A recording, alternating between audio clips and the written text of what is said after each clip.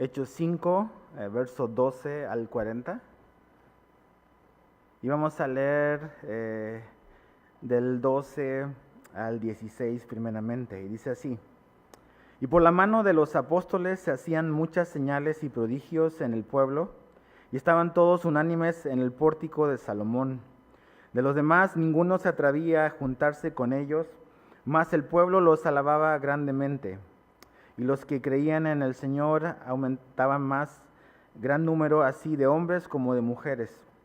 Tanto que se sacaban los enfermos a las calles y los ponían en camas y lechos, para que al pasar Pedro, a lo menos su sombra cayese sobre alguno de ellos. Y aún de las ciudades vecinas muchos venían a Jerusalén, trayendo enfermos y atormentados de espíritus inmundos, y todos serán sanados. Señor, te pedimos que puedas abrir nuestro corazón y entendimiento, y que podamos ver, Señor, pues la hermosura de tu novia, de la iglesia que tú creaste y que tú formaste, y ver cómo tú has sido fiel por 2000 años y cómo estos hombres y mujeres fueron obedientes a tu palabra y a tu espíritu, Señor. Entonces, háblanos por medio de ella esta noche, en el nombre de Jesús. Amén. El capítulo 5, ¿se acuerdan? La semana pasada fue, sí, ¿verdad?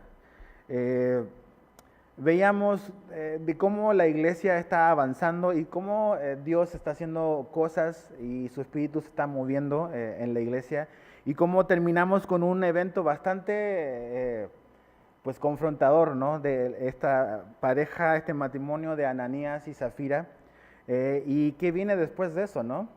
Y creo que lo que viene después, estos primeros versículos que aquí Lucas, el autor del libro de los Hechos, menciona, podríamos decir que es como una especie de resumen o de condensación de lo que estaba ocurriendo en el día a día en la iglesia de los Hechos.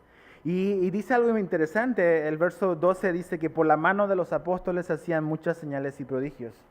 Y Dios estaba realmente actuando, y Dios estaba moviendo en medio de la iglesia, y Dios estaba haciendo cosas. Pero uno podría decir, dice, por la mano de los apóstoles, los apóstoles obraban y hacían conforme a su voluntad, o eran hombres dirigidos por Dios. Y creo que realmente lo que más creo que refleja eso de por la mano de los apóstoles, realmente es la mano de Dios a través de los apóstoles. La mano de Dios obrando, el Espíritu Santo obrando a través de estos hombres para el propósito que Él había establecido. Ahora, en Lucas 24, no es necesario que vayas ahí, pero en Lucas 24, verso 49, la promesa de Jesús hacia sus discípulos era que ellos debían de esperar en Jerusalén, y ellos iban a ser investidos de poder, de lo alto. Esa promesa se cumplió en Hechos 1.8, y el Espíritu Santo, más bien en Hechos 1.8, Jesús habla de este poder que va a venir para que ellos puedan ser testigos. Y vemos en el día de Pentecostés cómo la presencia del Espíritu Santo vino sobre los primeros cristianos, y cómo Dios empezó a hacer cosas sobrenaturales, y cómo Dios empezó a moverse en medio de los cristianos, los primeros cristianos. Ahora, es interesante, y creo que es importante ver a la luz de la Escritura cuál era la prioridad que realmente tenían los cristianos. Porque a veces podemos ver, y el libro de Hechos está realmente lleno, y se mencionan muchas veces cosas sobrenaturales y cosas extraordinarias que ocurrieron, pero realmente la prioridad de los discípulos y la prioridad de los apóstoles era una, y era muy, muy clara. De hecho, lo vimos en el capítulo anterior. Entonces, si estás ahí en Hechos, nada más retrocede un capítulo, el capítulo 4, verso 29.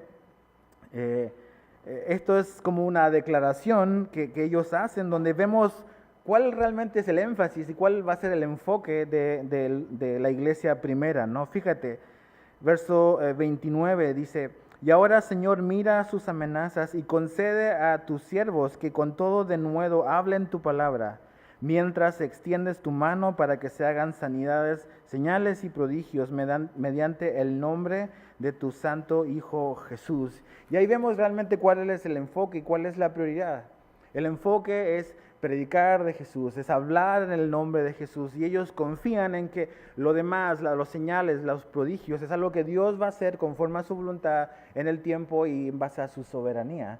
Pero realmente el enfoque de los apóstoles era simplemente hablar de Jesús, y el enfoque de los primeros cristianos era compartir el evangelio. Y sí, Dios estaba haciendo cosas. De hecho, en el incidente, ¿se acuerdan el incidente de Pedro y Juan cuando sanan al cojo? ¿Se acuerdan? Todo el alboroto que se armó, y la gente dice que empezó a ver a Pedro y a Juan con otros ojos, como que ellos habían hecho eso. Y ellos le dicen claramente: nosotros no fuimos, fue Jesús. Nosotros somos como cualquier otra persona, es nada más Jesús el que está haciendo estas cosas. Realmente ellos usaron, y Dios usó ese milagro ahí con el cojo en el templo para predicar, y vimos de cómo de ese incidente miles realmente creyeron en Jesús. Entonces ves que el propósito y el enfoque de los primeros cristianos es simplemente, la prioridad es hablar de Jesús. Y Dios está en su soberanía, en su bondad, en su misericordia, también haciendo una serie de cosas sobrenaturales, como lo que dice en el verso 12, señales y prodigios. Tiene que ver con cosas sobrenaturales, con actos sobrenaturales, con hechos asombrosos que el Espíritu Santo está respaldando a estos primeros cristianos, y Dios se está moviendo entre medio del pueblo. Y sabes que no podemos como que negarnos a esas cosas, pero realmente no es el enfoque y no es la prioridad. Dios es libre de actuar, Dios es libre de hacer, pero realmente siempre manteniendo nuestros ojos en Jesús y en la palabra de Dios. Hay 5 cosas que veo aquí como en estos primeros versículos que creo que son dignos de observar. Número 1, eso, de que es la mano de Dios obrando a través de los apóstoles. En el capítulo 19, me parece, del libro de los Hechos, dice que la mano de Dios se movía poderosamente también a través de las señales que Pablo hacía. Pero ahí dice claramente que es la mano de Dios usando a estos hombres para sus propósitos. Vemos señales y prodigios, cosas asombrosas, sobrenaturales que estaban ocurriendo. Ahora, algo importante, cuando estudiamos el libro de los Hechos, también tenemos que tener en cuenta algo. El libro de los Hechos abarca muchos años, décadas realmente, de la historia de la iglesia. A veces uno ve entre un capítulo y otro y uno dice, todos los días habían señales y prodigios. Pero realmente hay tiempo que pasa. Este es un resumen, es una historia de cómo los primeros cristianos llevaron el evangelio y cómo la iglesia se desarrolló. Y sí habían milagros y sí habían cosas extraordinarias como aquí las vemos. Ahora, ¿qué otra cosa había? Segunda cosa importante, ahí en el verso 12 dice que estaban todos unánimes. Eso es una palabra que es un común denominador en el libro de los Hechos. Estaban unánimes, y eso habla de una mente. Los cristianos tenían una mente, tenían un propósito en común. En el capítulo 1, verso 14, dice que ellos estaban unánimes en la oración y en el ruego. También habla de que ellos estaban unánimes en partir el pan, en ir al templo, en el compañerismo, en alabar a Dios. Estaban unánimes en esas cosas. Entonces eso es importante. Empezamos a ver estas características y a veces nos preguntamos por qué Dios bendecía y por qué Dios hacía cosas entre medio de estos cristianos, y a veces nos preguntamos por qué no lo hace hoy. Y creo que este componente de estar unánime, de tener una mente, tener un sentir, es algo importante. Pablo dice, ¿se acuerdan? Lo estudiamos hace poco, la carta a los Filipenses, y él le dice que tengan un mismo sentir, el mismo sentir que hubo en Cristo. Y habla de una mente. Todos tenemos y pensamos de manera diferente, y cada quien tiene sus propias ideas de cómo se deberían hacer las cosas. Pero realmente a lo que nos llama Dios en su palabra es a tener la mente de Jesús, a dejar, y respetando las diferencias de opinión que podamos tener, es alinearnos bajo la mente de Cristo. Y la mente de Cristo está en este libro, en la Biblia. Esta es la mente de Cristo. Entonces estos cristianos, sin tener todo el Nuevo Testamento, tenían cosas básicas, pero fundamentales para que Dios pudiese actuar de una manera tan poderosa, unánimes, una mente. Que Dios nos ayude a eso, a alinearnos bajo la mente de Jesús. Ahora dice que estaban todos unánimes en el pórtico de Salomón. Se reunían ahí. Es interesante, la primera iglesia, la iglesia de los Hechos, no tenía un templo, no tenía un lugar, 4 paredes donde ellos se pudiesen reunir. Y aparentemente se reunían simplemente en una puerta cercana ahí al templo. Y eso me habla de que realmente lo importante no son las 4 paredes que tengamos. La iglesia no es un edificio, son personas, somos nosotros. eres tú y yo. Y Dios puede bendecir y tenemos muchas cosas, pero realmente nada de esto es necesario para que exista una iglesia. Dios puede dar y puede bendecir, pero realmente hay cosas más importantes para Dios que simplemente un edificio y una estructura. Y como cosas como esta, de que lleguemos y que pongamos nuestras diferencias a un lado y que no dejemos que eso nos separe y nos divida. Tener una mente. Ahora es interesante, el pórtico de Salomón, ¿te suena eso? Es donde pasó el incidente con Pedro y Juan en los capítulos anteriores. Y nuevamente están ahí, ¿ves? O sea, si a lo mejor, no, pues yo no vuelvo a ir ahí, ¿no? De hecho, me daba mucha risa porque el fin de semana anduve en Veracruz. Y Talí y con su gente que sirve ahí, medio en serio, medio en broma, me decía, no, aquí sí podemos pararnos porque aquí todavía nunca ha habido una balacera. Decía. Entonces, allá sí, allá no vamos, pero aquí ya hubo, entonces no va a haber otra vez. Entonces, pensaba un poco en eso, ¿no? O sea, en los discípulos, que ese pórtico de Salomón ya hubo un problema ahí, ¿ves? Y están como que yendo a un lugar donde realmente son hostiles para con ellos. No los quieren, ya los tienen identificados, ya están fichados, pero ahí se reúnen. Fíjate el verso 13, de los demás ninguno se atrevía a juntarse con ellos. ¿Cómo no? ¿Te acuerdas lo que pasó arriba? Pues Ananías y Zafira pues murieron. Y yo creo que eso fue un incidente que marcó un precedente en la iglesia. No vemos que realmente eso era algo que ocurría todos los días, pero Dios marcó un precedente. Y lo que ocurrió con la iglesia fue este sentido de reverencia y de temor a Dios. ¿Ves? Y a veces hemos perdido ese sentido de reverencia y de temor a Dios. La Biblia dice que el temor es el principio de la sabiduría. El temor a Dios, esa reverencia hacia Dios. Cuando el ladrón está en la cruz y empieza a hablarle al otro ladrón, le dice, ¿acaso no temes? En esta hora tampoco no temes y usa esa palabra temer.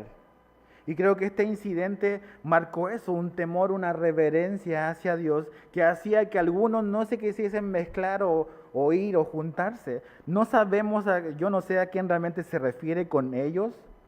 Quizás había gente en la iglesia o que asistía a la iglesia que realmente con ese incidente dijo, pues me defino, ¿no? No puedo estar así como que a medias tintas. O no sabemos, pero que causó un efecto de reverencia, de respeto, ocurrió. Pero dice, más el pueblo los alababa. Entonces, número 1, habían señales y prodigios. Número 2, estaban unánimes. Y número 3, tenían buen testimonio de los de afuera. La primera iglesia tenía un buen testimonio con la gente de afuera. Dice que el pueblo los alababa y grandemente. Ves en otra parte, capítulo 2, verso 47 por ahí, dice que realmente tenían, la gente de afuera los respetaba y realmente tenían el favor de todo el pueblo. Entonces, el testimonio con la gente de afuera era importante y ellos realmente tenían un buen testimonio con la gente. A veces es un poco como triste ver, a veces la iglesia cristiana moderna, el testimonio que tenemos con los de afuera. Eso de que nos alaban grandemente realmente es muy difícil encontrar. Y tenemos que examinarnos qué Jesús estamos como que reflejando, qué evangelio estamos reflejando. A pesar de que ocurrían cosas como las que ocurrieron con Ananías y Zafira, que generó así como que ninguno se atrevía a juntarse con ellos, pero de todas maneras había como un respeto. Y dice, y los alababan grandemente. Dice verso 14, y los que creían en el Señor aumentaba. Cuarto componente, había gente que se estaba convirtiendo, estaban escuchando el Evangelio y estaban creyendo. El capítulo 2 vemos, al final del capítulo 2, verso 47, después de todas las características que tiene la iglesia de los hechos, que en todas las cosas que perseveraban, en la doctrina, en la comunión, en el partimiento del pan, en las oraciones, dice que al final, dice que el Señor añadía cada día a los que habían de ser salvos. El trabajo de la salvación es un trabajo que Dios hace y Dios añade a la iglesia. Y creían muchos y aumentaba, dice, y crecían en el Señor, dice, los que creían en Él aumentaban. esa es otra característica de lo que estaba ocurriendo en esos días. Dice, hombres y mujeres, verso 14, verso 15, tanto que sacaban a los enfermos y los ponían en camas y lechos para que al pasar Pedro, a lo menos su sombra cayese, dice, sobre algunos de ellos. Y aún en las ciudades vecinas, chécate eso tiene que ver con el testimonio de esta iglesia. El testimonio era tan fuerte, tan importante, que incluso en ciudades vecinas habían oído y estaban oyendo de lo que Dios estaba haciendo entre estos cristianos. No había Facebook, no había redes sociales, no hay televisión, nada más en boca, ¿ves? Y la gente estaba escuchando y Dios estaba expandiendo y el evangelio estaba siendo predicado. Dice al final, dice del verso 16, y todos eran sanados. Tiene que ver con señales y prodigios. Venían los enfermos y eran sanados. Venían las personas que estaban atormentados por espíritus inmundos y eran liberados, eran sanados. Y esa era más o menos la tónica de los primeros días o los primeros meses de la iglesia primitiva. Ahora fíjate el verso 17. Entonces levantándose el sumo sacerdote y todos los que estaban con él, dice, esto es la secta de los saduceos, se llenaron de celos y echaron mano a los apóstoles y los pusieron en la cárcel pública. Como se llama el mensaje de hoy, no hay primera sin segunda. Esto ya pasó, ¿ves? Ya pasó antes. Y vemos a este hombre, el sumo sacerdote. ¿Quién es el sumo sacerdote? Es este hombre llamado Caifás. Un hombre que fue puesto por Roma y realmente era una especie como de licitación el poder estar en ese lugar. Y tenía como que el visto bueno de los romanos, pero este hombre fue perverso, corrupto, ¿ves? Es el hombre que juzgó y que finalmente condenó a Jesús en el juicio religioso, podríamos decir. Entonces su suegro era un hombre llamado Anás y era el hombre que tenía los negocios ahí de los animales para el templo. Entonces todo un círculo corrupto, religioso, que ya ha tenido problemas con los discípulos, con Pedro y con Juan. Pero aquí es interesante porque este incidente es los apóstoles, no solamente Pedro y Juan. Pedro y Juan están en este grupo, pero están también los demás. Y este sumo sacerdote y nombra que alrededor de él hay un grupo en específico que son los saduceos. Los saduceos eran una secta, una parte del judaísmo que era, podríamos decir, eran los liberales de su época. Eran personas que no creían en el mundo sobrenatural, no creían en nada sobrenatural, no creían en ángeles, no creían en la resurrección. Y lo ves siempre argumentando ese tema con Jesús. Y también después en el libro de los Hechos vamos a ver que ellos argumentaron en contra de Pablo más adelante. Pero básicamente su argumento era que no hay vida sobrenatural y son incrédulos respecto a eso. En el capítulo 4, verso 1, si te recuerdas, son los saduceos los que incitaron a que Pedro fuese juzgado con Juan. Entonces realmente están ahí presionando a Caifás para que haga e intervenga en esta situación que está ocurriendo. Pero lo que realmente los motivó Lucas y Dios no solamente revela lo que está ocurriendo, sino que revela el detrás de escena del corazón de las personas. Y dice que realmente lo que ocurrió y lo que motivó esto era que ellos estaban llenos de celos. Y celos tiene que ver con envidia, con una rivalidad. Yo quiero lo que el otro tiene y yo no lo tengo. ¿Ves? ¿Qué veían estos hombres, estos saduceos, estos líderes religiosos que ellos no tenían? Veían multitudes venir a Jesús. Veían de que Dios estaba respaldando y cosas sobrenaturales estaban ocurriendo. Veían que estos hombres hablaban con denuedo delante de la gente y ellos mismos reconocieron de que eran hombres sin letras. Entonces, en el fondo del corazón, ellos tenían celos, tenían envidia de lo que los apóstoles estaban logrando, por decirlo de alguna manera.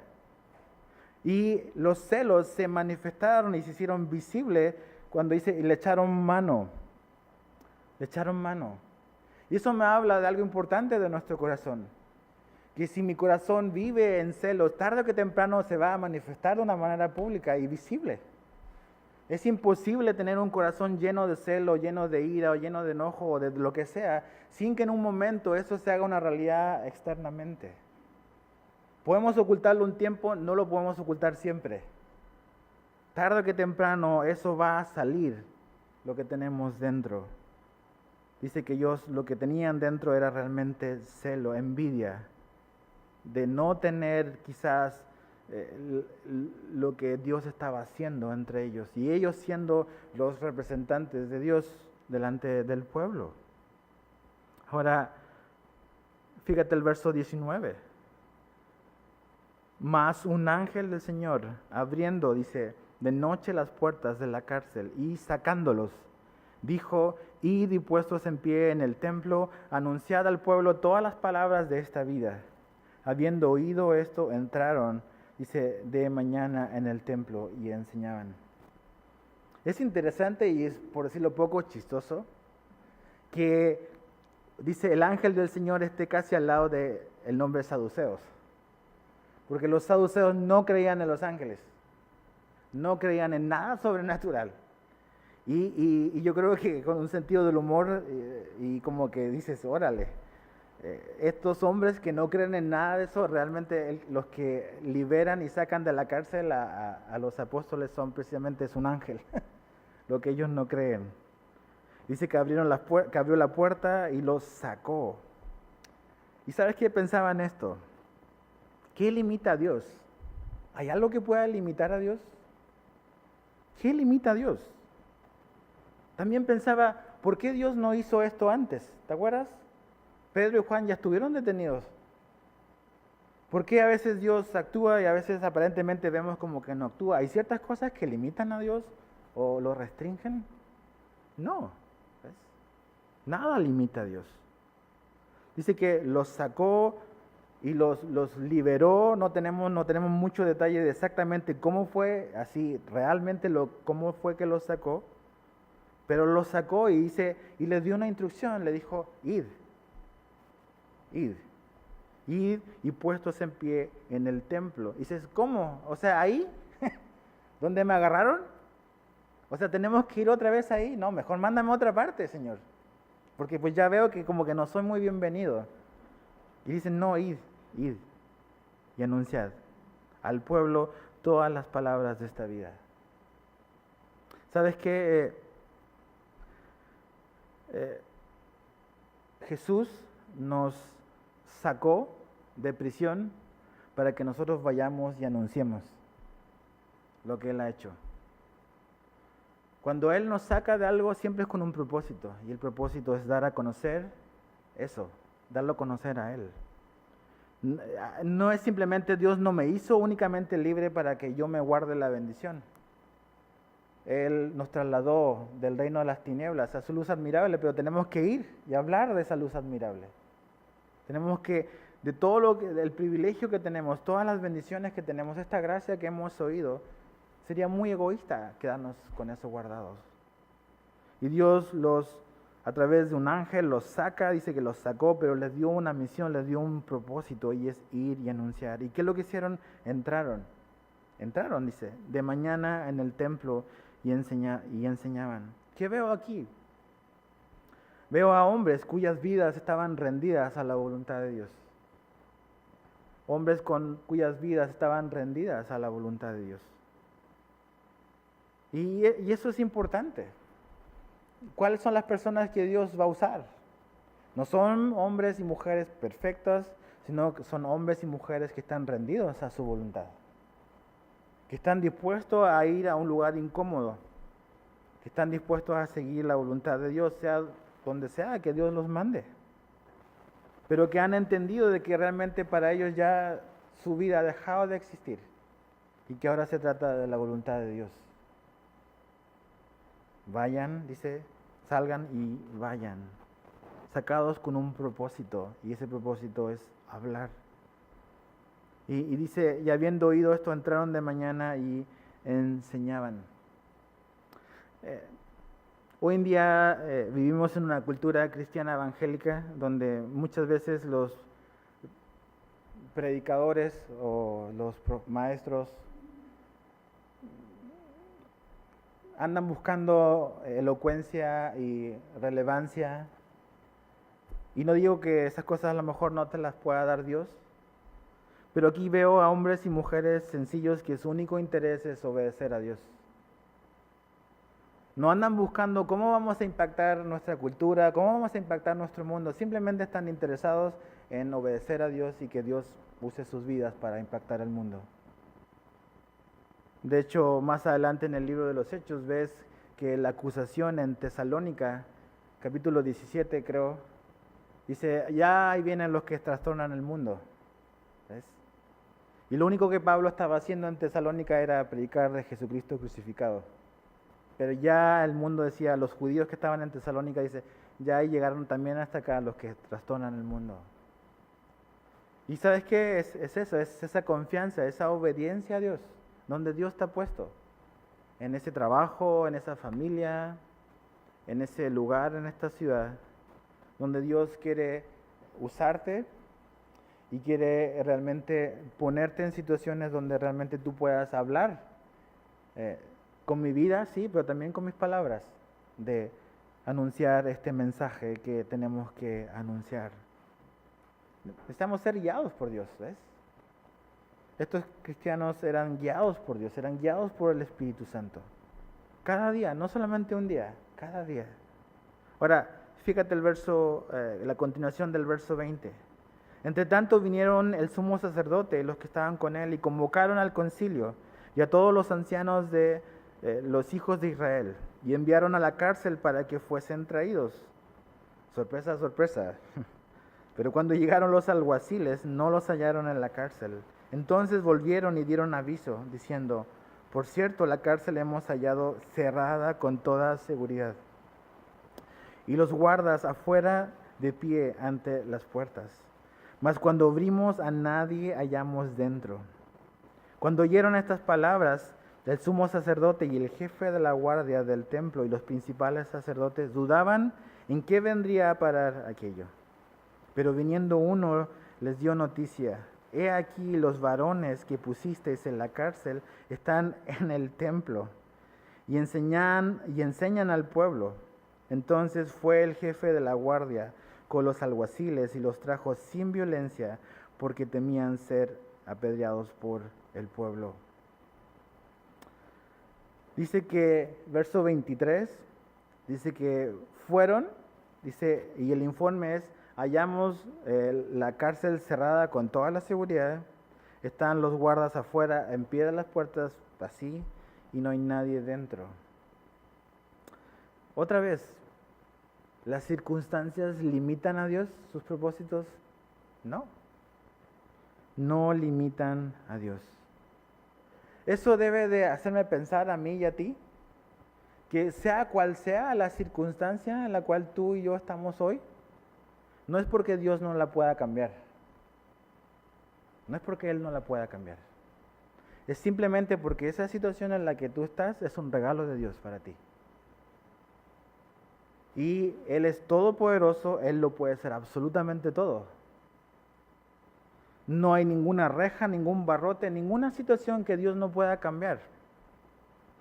Y si Él lo ha permitido, y si Él ha permitido que yo esté en esa circunstancia, no es porque Dios está limitado y tiene las manos amarradas. Es simplemente porque Él tiene un propósito para esa situación en mi vida. Y porque tiene un propósito en mi vida a través de esa circunstancia, quizás para el beneficio de otros y para la bendición de otras personas. Pero realmente Dios es todopoderoso. Y esta situación realmente es una demostración de eso. El hombre podrá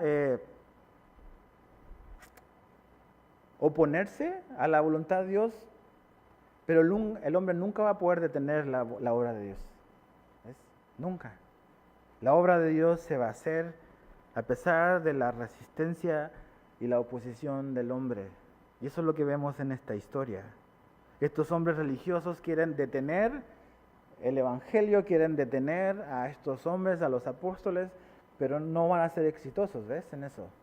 La voluntad de Dios se va a hacer y el evangelio va a crecer, y vamos a ver ya los capítulos siguientes cómo la persecución y la adversidad es más intensa y viene y los discípulos empiezan a salir de Jerusalén y lejos de destruir y desbaratar la iglesia se empezó a multiplicar y el Evangelio empezó a llegar a todo el mundo conocido de esa época. Pero realmente ninguna circunstancia limita a Dios, ninguna situación a la cual tú estás. Debes de verla como Dios no puede meter su mano aquí porque esto es demasiado grande, esto nadie lo puede cambiar, Dios sí puede intervenir, sí, Dios puede cambiar. Y si no lo ha cambiado hasta ahora es porque Dios nos quiere en ese lugar todavía. Ahora, otra cosa que me llama la atención es cómo ellos en el verso 23 están tan confiados y tan seguros. Dice, está cerrada con toda seguridad. ¿Sabes qué? Dios se burla de lo que el hombre o en lo que el hombre se siente seguro. Dios se burla de eso.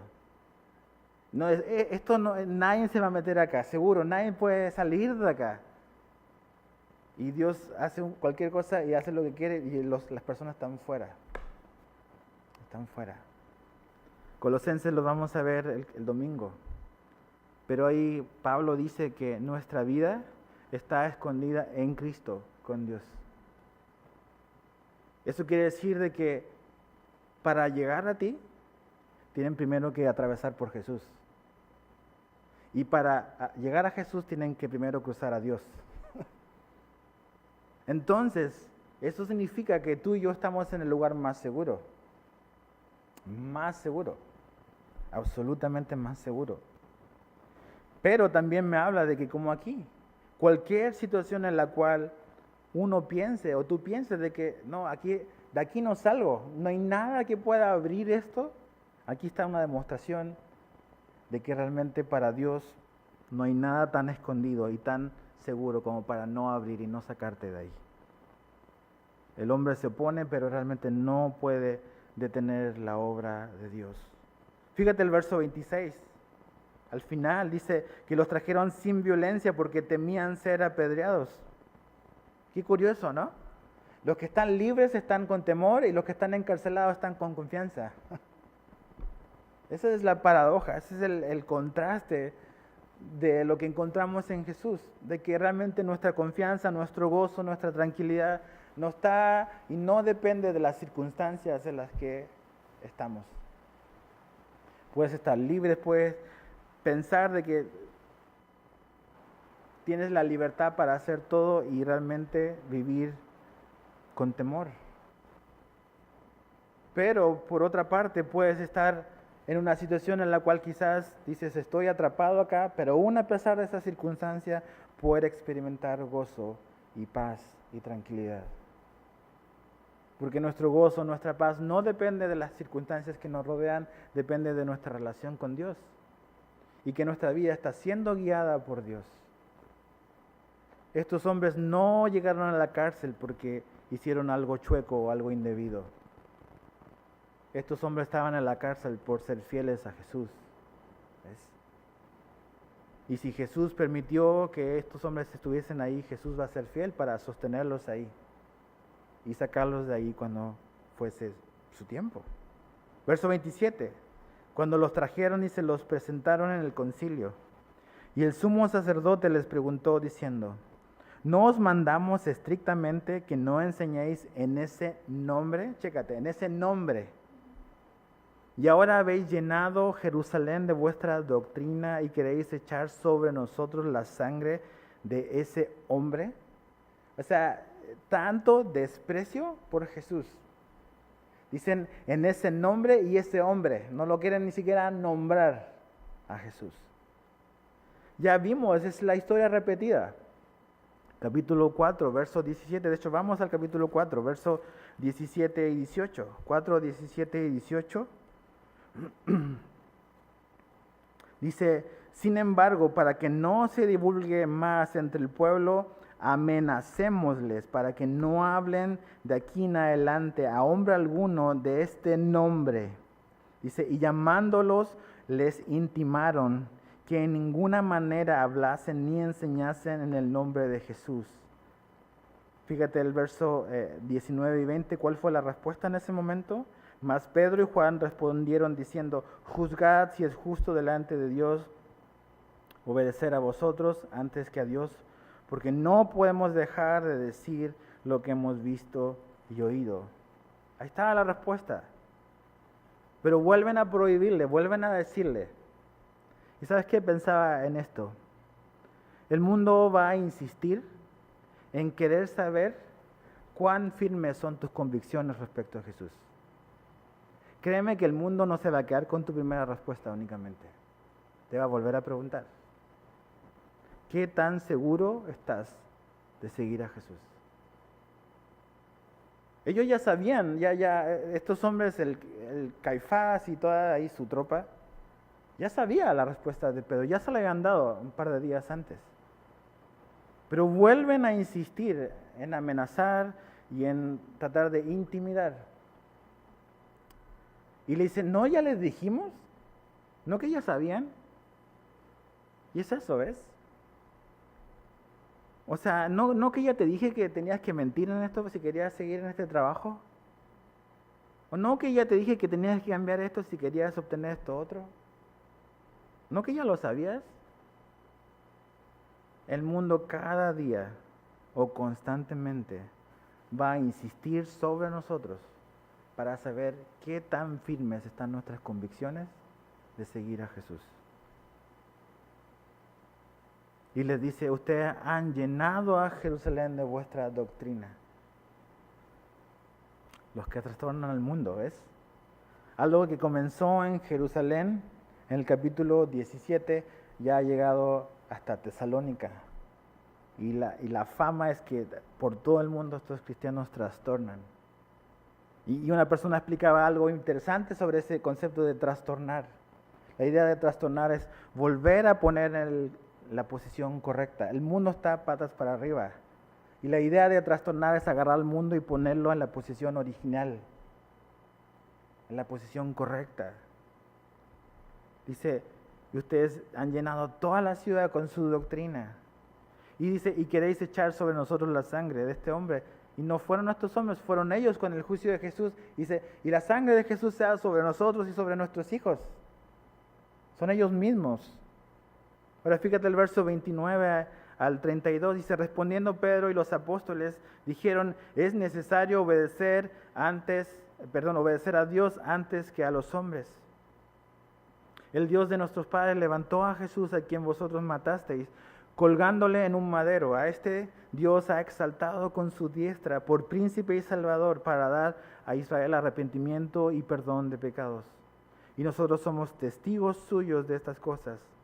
Y también el Espíritu Santo, el cual ha dado Dios a los que le obedecen. Dice, es necesario obedecer a Dios antes que a los hombres. Y nunca debemos olvidarnos de eso. La Biblia habla sobre cuál es nuestra responsabilidad como creyentes ante la autoridad. Romanos 13 dice que todas las autoridades han sido puestas de parte de Dios y que nuestra responsabilidad como cristianos es someternos a las autoridades. Romanos 13, puede leer ese capítulo. El capítulo 3 del libro de Tito, Pablo habla de lo mismo y dice que debemos de sujetarnos a los que están en autoridad. De hecho dice que no tenemos que difamarlos, algo que nos encanta hacer por las redes sociales. Difamamos al presidente, difamamos al gobernador, difamamos al presidente municipal. Y ahí la voluntad de Dios es que no difamemos a los que están en autoridad, sino que oremos por ellos. Pero nuestra responsabilidad como cristianos es sujetarnos y someternos a la autoridad porque han sido puestas por Dios. Ahora, ¿cuál es el equilibrio y cuál es el balance? Aquí Pedro lo establece claramente. Y es necesario obedecer a Dios antes que a los hombres. Entonces, ¿cómo decidimos o hasta dónde llegamos? ¿Con las autoridades o con cualquier persona que sea una autoridad en mi vida? Puede ser mi jefe, quien sea que sea una autoridad sobre tu vida. Y es que obedecemos y nos sujetamos hasta que esa autoridad me pida hacer algo que vaya explícitamente en contra de la voluntad escrita de Dios. Si esa autoridad me prohíbe y me impide, de hecho me obliga o me quiere influir en mi vida para desobedecer algo que Dios explícitamente dice en la Biblia, yo tengo la libertad de desobedecer. Pero en todo lo que la Biblia guarda silencio, en algo en que la Biblia dice que no es ir en contra de la voluntad de Dios si la autoridad me lo pide, mi responsabilidad. Y una manera de glorificar a Dios es obedecer. En este caso, las autoridades le están diciendo, ustedes ya no pueden evangelizar, ya no pueden hablar de Jesús. Y Pedro dice, ¿sabes qué? Perdóname, pero Jesús me dijo que tengo que ir a todo el mundo, predicar el evangelio, hacer discípulos. Tú eres mi autoridad, eres autoridad, pero yo te voy a desobedecer. Y sí, voy a aceptar las consecuencias de eso, pero Dios me ha llamado a obedecerlo a Él primero. Y ese es el criterio que tenemos que tener. Por lo mismo, por lo tanto, tenemos que conocer muy bien la Biblia. Porque en la palabra de Dios encontramos realmente la voluntad de Dios. Y para saber si estoy yendo o estoy participando en algo que Dios dice que no, debo de conocer este libro.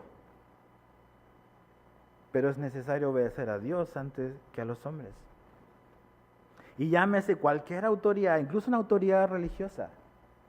Si un pastor o si yo te pido y te quiero manipular para hacer algo que va explícitamente en contra de este libro, tú tienes que desobedecer. Obedecer a Dios. ¿Ves? Y no, si no es que la autoridad está puesta por Dios, sí. Pero no para manipular a la gente, para ir en contra de Dios ni de su voluntad. ¿Ves? Creo que también aplica y tenemos que ser cuidadosos en un matrimonio. A veces pasa de que esposos, sobre todo esposos, que no son creyentes, quieren obligar a sus esposas a pecar deliberadamente.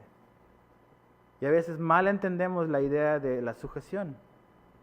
Y cuando mi esposo o tu esposo que no es creyente te está obligando a ir en contra de lo que Dios dice explícitamente, y eso lo quiero recalcar explícitamente en este libro, tú tienes la libertad de sujetarte a Jesús. No podemos manipular y hacer lo que queremos para que la gente bajo nosotros haga nuestra voluntad. Se trata de seguir la voluntad de Dios y obedecer a Dios antes que los hombres, primeramente. Dios honra la autoridad, pero nos da la libertad de desobedecer cuando la autoridad va en contra de su voluntad y su palabra. Ahora, dice, verso 30, el Dios de nuestros padres levantó a Jesús a quien vosotros matasteis. Pedro, es otro Pedro, ¿ves? Pedro no tiene ya miedo, no tiene temor. Y veo de aquí que la muerte de Jesús en la cruz no fue un accidente en el camino, es la voluntad de Dios, es el propósito. Él vino a morir a la cruz. Pero la soberanía de Dios no quita la responsabilidad humana. Lo que ellos hicieron, dice, ustedes lo mataron, ¿ves? O sea, ustedes quisieron hacer eso. Y sí, era la soberanía y era el plan de Dios, pero eso no invalida la responsabilidad humana que ellos hicieron, cómo actuaron en contra de Jesús. Y cuando dice que vosotros matasteis, esa palabra de matar quiere decir, ustedes le echaron mano a Jesús, o sea, realmente que le cayeron a Jesús, lo tuvieron ahí en sus manos. Jesús lo permitió. Y se ha llegado a mi hora y el hombre ahora tiene, yo estoy en las manos del hombre y el hombre va a poder hacer como quiera. Y lo que hicimos fue, lo mandamos a la cruz, ¿ves? Ese momento en la historia del hombre, donde el hombre estuvo al alcance y ¿qué hago con Dios? Y dijo, voy a matar a Dios. No me interesa Dios. Y si ustedes lo mataron y le colgaron en un madero. Pero dice el verso 31, a este Dios le ha exaltado con su diestra por príncipe y salvador para dar a Israel arrepentimiento y perdón de pecados. Príncipe y salvador. La idea de príncipe quiere decir que Jesús es un gobernante, pero también tiene que ver con que Jesús es un autor, es el autor y es el iniciador. En esto de la salvación, Jesús es el iniciador, es el iniciador. El hombre nunca ha sido el iniciador en nuestro intento, en esta reconciliación con Dios. Jesús fue el iniciador. Él es el primogénito, Él es el que abrió el camino para nosotros. Hebreos 2:10 dice que Él es el autor de nuestra salvación. O como en otras versiones habla de Él, es el capitán de nuestra salvación. Y habla de eso, de que realmente Él es el que inició, el que abrió el camino para ti y para mí. ¿Ves? Este camino para llegar a Dios era imposible para nosotros. O sea, no había nada en nosotros que nos hiciese buscar a Dios, no había ninguna esperanza, ninguna posibilidad de acercarnos a Dios. Jesús vino y abrió esa posibilidad para nosotros. Él es el príncipe, Él es el que gobierna. ¿Ves? Jesús no solamente quiere ser tu Salvador, Él quiere ser tu Señor, el que gobierna tu vida. A todos nos encanta esta figura de Jesús Salvador, pero no a todos les gusta o nos gusta esta idea de Jesús Señor. Porque quiero que me salven de mis problemas, más quiero seguir tomando mis decisiones yo. Y ahí es donde a veces Jesús me incomoda, porque quiero seguir viviendo una vida guiada por mis deseos, por mi voluntad.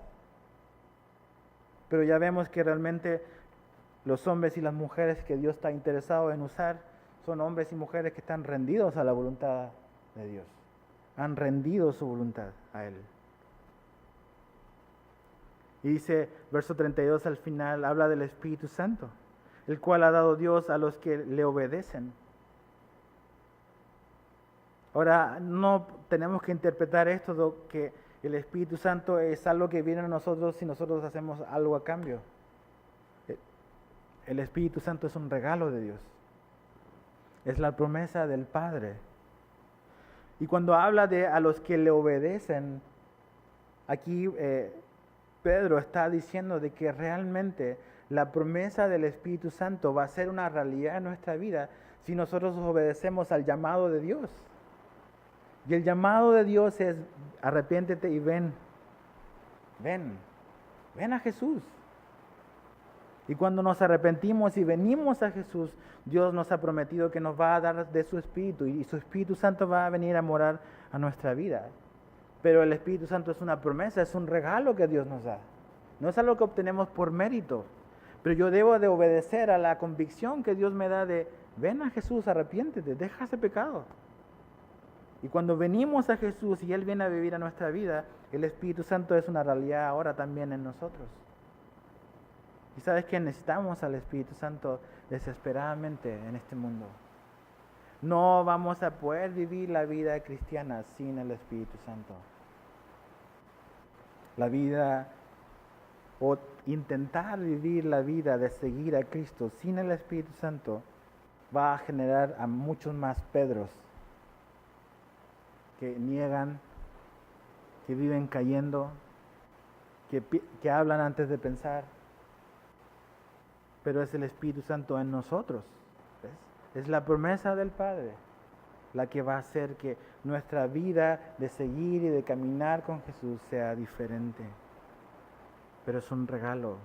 Verso 33 al 39 dice: ellos, oyendo esto, se enfurecían y querían matarlos. Bien temerosos de Dios, ¿ves? Entonces, levantándose en el concilio un fariseo llamado Gamaliel, doctor de la ley, venerado de todo el pueblo, mandó que sacasen fuera por un momento a los apóstoles. Y luego dijo: varones israelitas, mirad por vosotros lo que vais a hacer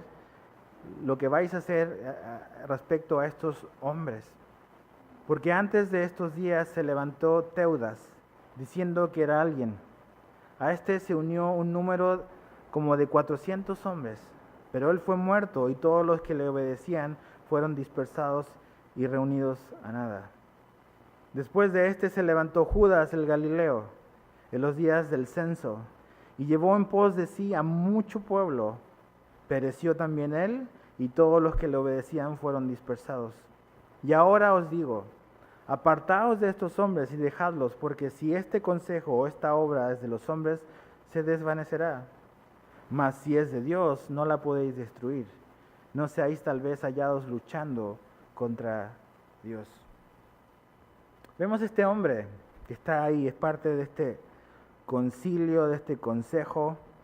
Es interesante que Lucas dice que este hombre no es un saduceo como los otros, es un fariseo. Y había esta rivalidad, entre ellos, ¿no? Los fariseos sí creían en la vida sobrenatural, sí creían en la resurrección. Dice que este hombre llamado Gamaliel se identifica como un fariseo. Dice que es un doctor de la ley, o sea, no es cualquier hombre. Es un hombre que dice que es venerado. Ahora, Gamaliel, dice la Biblia, que era el maestro de Saulo. Gamaliel es el hombre a los cuales Saulo estaba a sus pies. Y toda la vida de judaísmo que Saulo vio y aprendió y conoció fue como consecuencia de ser un estudiante de este hombre llamado Gamaliel. Era un hombre influyente, era el maestro de Saulo. Pero es interesante su lógica y su argumentación aquí. Porque empieza así como que bien filosófico y como un hombre conocedor. Sí, era un hombre pues inteligente, mas no conocedor de la verdad, que es diferente.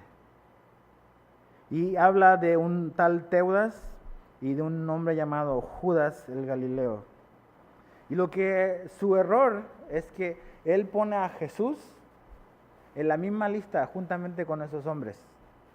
Y él dice, miren gente, a lo largo, dice, de nuestra historia reciente, se han levantado otros hombres. Se levantó este hombre llamado Teudas, y diciendo que era alguien, dice el verso 36, tuvo gran cantidad de seguidores, 400 hombres, pero murió. Finalmente Teudas murió y dice, y todos los que le obedecían fueron dispersos y reducidos a nada. Ahí hay un caso de nuestra historia reciente, eso es la lógica de este hombre. Segundo caso, segundo ejemplo, dice, este hombre llamado Judas, dice, también dice en el verso 37, llevó en pos de sí a mucho pueblo, pero ¿sabes qué? También murió, pereció también él, y todos los que le obedecían fueron dispersos. Lo que pasó con esos hombres, seguramente va a pasar también con Jesús. Jesús murió y probablemente, pues esto ya va a morir aquí.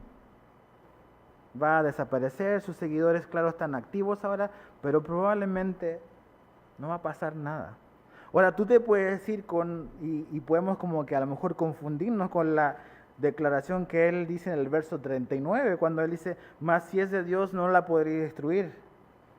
¿Será que Gamaliel como que vio algo diferente y a lo mejor quiso creer? No creo. No sabemos nada de Gamaliel y créeme que si un hombre como Gamaliel se hubiese convertido, lo hubiésemos sabido. Su discípulo se convirtió, Saulo. Pero cuando él dice, porque si este consejo o esta obra es de los hombres, se desvanecerá, ahí realmente él revela su corazón. Él dice, esta cosa, pues, si es de hombre se va a desvanecer. Este hombre no tiene la convicción de que Jesús es verdad. Él quiere tratar de hacer encajar y como que tratar de entender a Jesús a la luz de la historia y no podemos hacer eso. Jesús es diferente a cualquier hombre que ha existido. Jesús no fue un hombre más, un iluminado, un gran maestro, nada más que apareció por ahí de repente y fue influyente. Para empezar, Jesús murió, pero Jesús se levantó, resucitó. La vida de sus seguidores, de sus discípulos, fue radicalmente cambiada y transformada. Su mensaje, su evangelio llegó a todo el mundo conocido. No es cualquier hombre, no es cualquier historia. Lo que en realidad ocurre y es el error que muchas veces cometemos, que este hombre, su manera de pensar o su lógica es, este hombre es un pragmático. Es un pragmático. Y si funciona, es verdad. No lo sabemos todavía, pero si funciona, significa que fue verdad. Y si no funciona, pues no es verdad. Entonces su decisión está únicamente determinada por si funciona o no. ¿Y sabes qué? Eso no determina la verdad, algo que funciona o no. ¿Qué podríamos decir que funciona? O sea, tenemos hermanos aquí en una isla llamada Cuba a 45 minutos de vuelo, que por muchos años ser cristianos no le funcionó a ellos. ¿Ves? La cárcel, murieron. ¿Cómo definimos éxito? Tenemos hermanos en países como Irak, como Siria, que el ser cristiano no les funciona a ellos, si lo medimos en nuestros términos. O si tratamos de definir éxito como números, como popularidad, a veces usamos y decimos a la gente, ¿sabes qué? La Biblia me ha funcionado a mí. Me ha funcionado. Como si fuese algo simplemente que nos ponemos y empezamos a hacerlo y las cosas empiezan a funcionar en automático. La Biblia tiene consejos para nosotros y sus consejos funcionan. Pero realmente no podemos reducir la Biblia a simplemente consejos que van a hacer nuestra vida mejor o peor. Se trata de nuestra eternidad. Se trata de conocer a nuestro Creador. No podemos, como Gamaliel, determinar la verdad por popularidad o por si funciona. No podemos determinar la verdad así. ¿Ves? No me acuerdo quién, no sé si Mark Twain decía que la mentira cabalga rápidamente alrededor del mundo mientras la verdad va apenas dando el primer paso. Y sabes que las cosas, la mentira, el mal, avanza bien rápido. Y a veces lo que nosotros vemos como el evangelio es resistido, hay oposición y hay como que puertas que se cierran. Si uno juzgase por esas cosas, si esto es verdad, entonces estaríamos en una mentira. Pero realmente este hombre, lo que está haciendo Gamaliel es que es un hombre que está siendo como ambiguo, no quiere tomar una decisión respecto a Jesús. Quiere como que mantener la neutralidad, decir, mira, vamos a hacerlo así, vamos a darle tiempo y el tiempo dirá si esto es verdad. El tiempo no dice la verdad. La verdad está en una persona, está en Jesús, en lo que Él dijo. Y realmente como que tratar de ser neutral con Dios es ya tomar una decisión. Yo no puedo ser neutral con Jesús. Tengo que tarde o que temprano tomar una postura respecto a Él. Si yo digo, no estoy interesado en Jesús ahora, eso ya es una decisión. No es como que la mitad es decirle no. ¿Ves? Jesús dijo, si tú estás conmigo, pero si tú no estás conmigo, estás en contra mía. Entonces no hay lugar a neutralidad. No puedo determinar si esto es verdad por mi experiencia o por los números o por qué tan grande es. A veces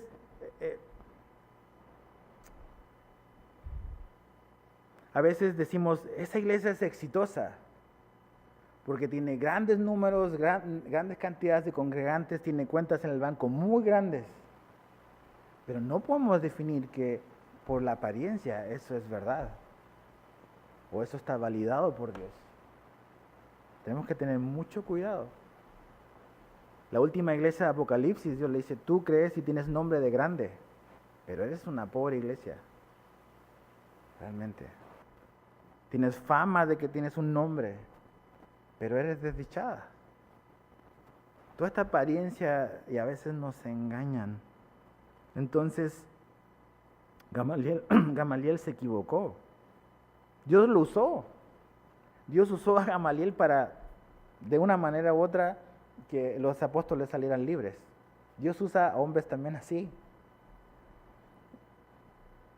En Lucas, una de las historias que más me asombra del plan soberano y asombroso de Dios es que Dios usó incluso al César para moverlo estratégicamente para que José y María estuviesen donde debían de estar en el momento indicado. Al César se le ocurrió la brillante idea de hacer un censo. ¿Te das cuenta que estamos en las mejores manos? Que nada de lo que ocurre en nuestra vida es obra de la casualidad. Que nuestra vida está siendo dirigida por un Dios que es soberano, pero un Dios que nos ama y un Dios que tiene sus manos agujereadas. Nunca te olvides de eso. Eso siempre nos debe de recordar y reconfortar a la luz de, a pesar de las situaciones difíciles que podamos vivir, no tengas temor de la gente que está sobre ti, pensando en que estoy atrapado, que Él tiene poder sobre mí, y tiene autoridad, y ¿cómo voy a salir de acá? Dios está sobre eso, absolutamente sobre. Y Dios va a usar incluso gente que no le teme para que su propósito se cumpla en tu vida y a través de tu vida. Verso 40 dice, y convinieron con Él, y llamando a los apóstoles después de azotarlos, les intimaron a que no hablasen en el nombre de Jesús, y los pusieron en libertad, y ellos salieron de la presencia del concilio, chécate, gozosos. O sea, no salieron así como, ay, pobre de mí otra vez, o sea, ¿qué onda, Jesús, no? O sea, te estoy echando la mano y me pagas así. Salieron gozosos. O sea, trata de encajar, azotar, intimidar y gozo. Esa ecuación solo la hace posible Jesús y el Espíritu Santo. Gozosos. Dice, de haber sido tenidos por dignos de padecer afrenta por causa del nombre. Dice, y todos los días en el templo y por las casas no cesaban de enseñar y predicar a Jesucristo. Está comprobado a la luz de la historia por simple observación de que cuando la iglesia es perseguida es cuando la iglesia más crece. Esto, lejos de debilitar la fe de los apóstoles, fue como abono y gasolina para ellos. Ves la historia y te animo a conocer la historia moderna de la iglesia. Y ves y estudias cada caso en países comunistas, en países donde han sido perseguidos los cristianos, y vas a ver cómo el evangelio crece. El evangelio se diluye y se mimetiza donde hay libertad. Y eso nos lleva a relajarnos.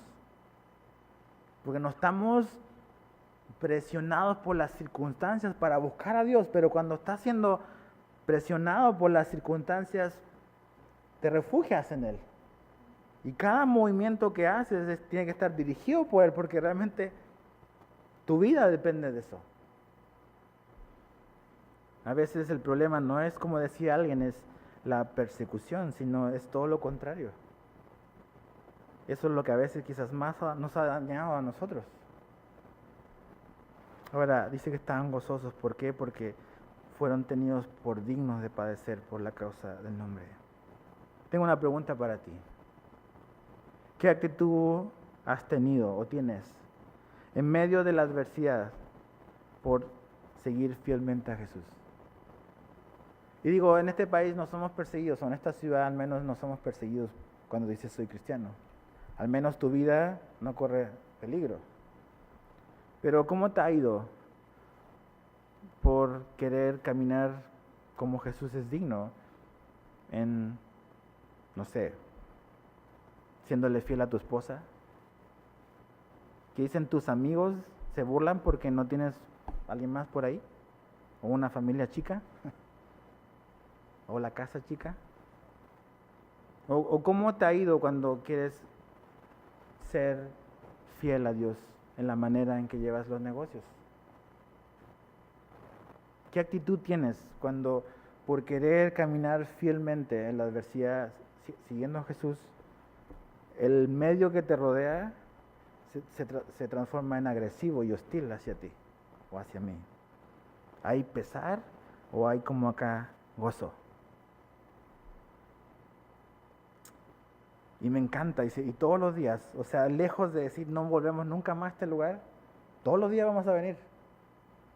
Todos los días en el templo y por las casas. Dos cosas que ellos hacían: enseñar y predicar. Enseñar tiene que ver con instrucción, que es lo que nos lleva a la madurez. Es la enseñanza la que nos va a hacer crecer y hacer maduros. Pero la predicación es lo que hacemos para que otros sean salvos. Le predicamos a un mundo que no cree, que no conoce de Jesús. Pero cuando ya conocen a Jesús, les enseñamos. Es instrucción lo que necesitamos. Y ves que estos cristianos simplemente era una una réplica del ministerio de Jesús. Jesús predicaba y enseñaba. Eso es lo que hacían. Y ellos hacen lo mismo. Y me encanta. Dice, cada día en las casas y en el templo. Eso me habla de que estos hombres y mujeres aprovechaban las oportunidades no de un día a la semana, de cada día de la semana. Cada día ellos enseñaban y predicaban. ¿Te das cuenta? Que Dios nos ayude a hacer así. Que su Espíritu Santo nos impulse a hacer así. A realmente entender de que, ok, hoy nos juntamos aquí miércoles, el domingo nos juntamos acá. Pero que las oportunidades están allá afuera, ¿ves? Y Dios nos quiere usar allá afuera. Estos cristianos tenían menos Biblia que la que tenemos tú y yo. Estos cristianos, cuando ellos vivieron, el Nuevo Testamento se está escribiendo. Nosotros corremos con ventaja en conocimiento o en información. Pero ellos tenían algo que quizás pocos tienen o tenemos. Que era ese anhelo de rendirse a Jesús. Tenían al Espíritu Santo y dependían del Espíritu Santo de una manera en la cual quizás nosotros no dependemos hoy en día. Confiamos en nuestros recursos, confiamos en nuestra inteligencia, confiamos en nuestras influencias. La iglesia no tenía ninguna otra influencia, solo la del Espíritu y la de la palabra. Y cambiaron al mundo. Que Dios nos ayude a anhelar lo mismo.